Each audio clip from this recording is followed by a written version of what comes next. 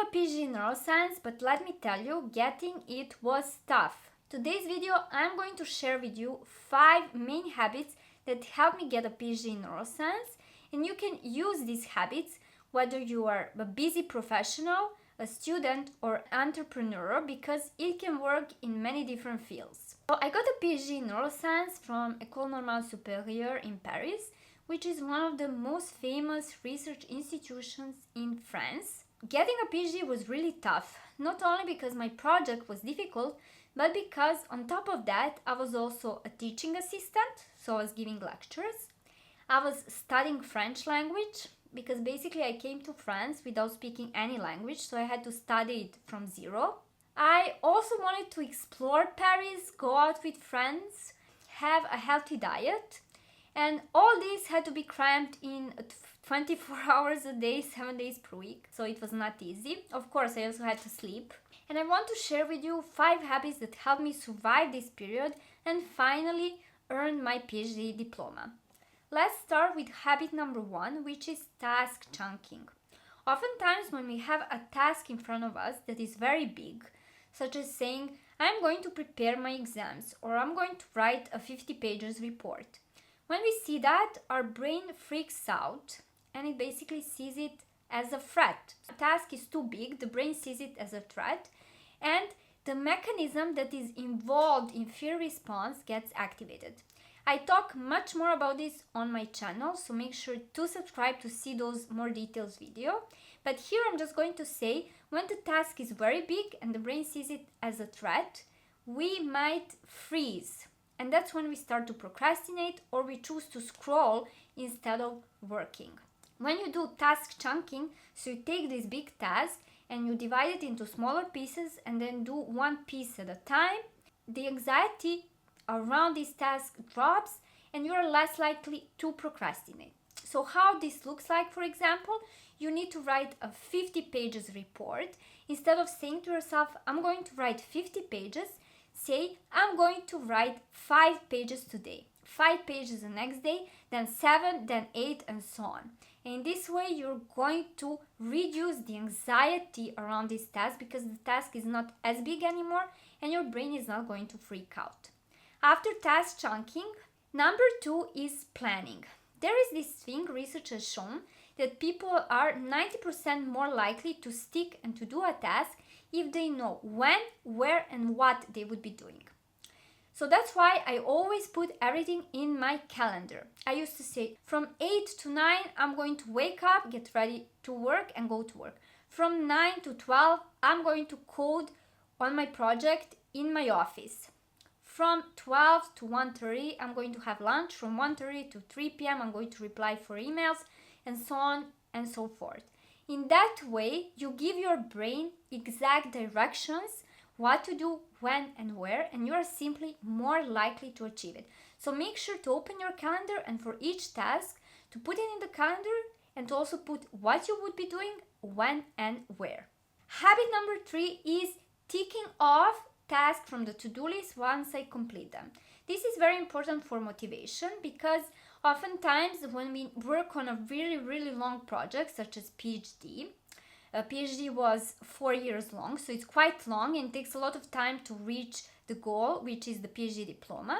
Having these small rewards, such as ticking off tasks from the to-do list, is really useful for motivation, because what happens when you tick off a task from your to-do list, the dopamine goes up and you feel a little bit happier.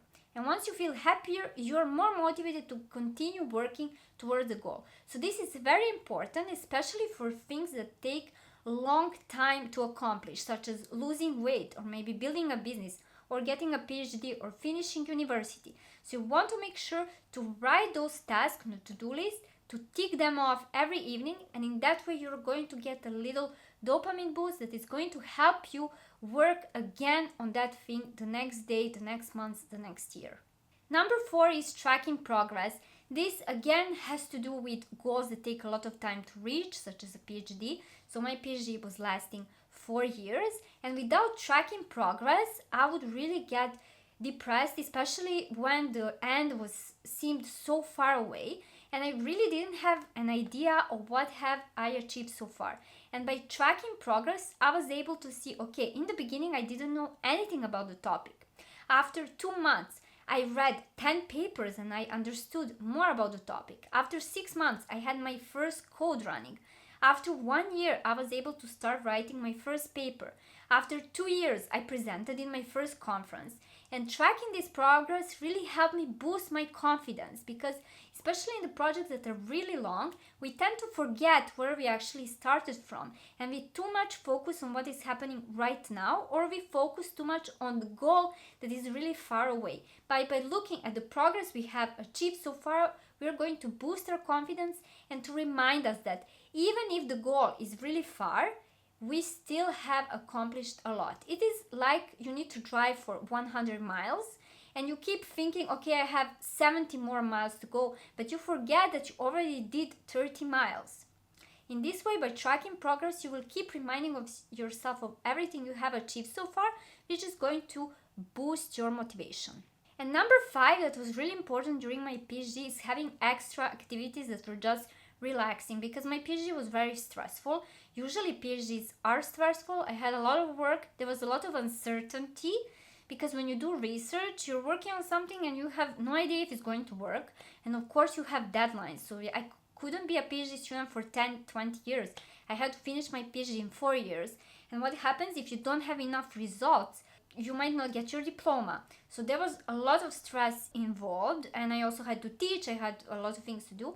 So doing fun and relaxing activities that had nothing to do with my PhD were really helpful, such as going out with friends, going out in Paris. I really like to go to museums or restaurants. So this was really, really nice and relaxing for me.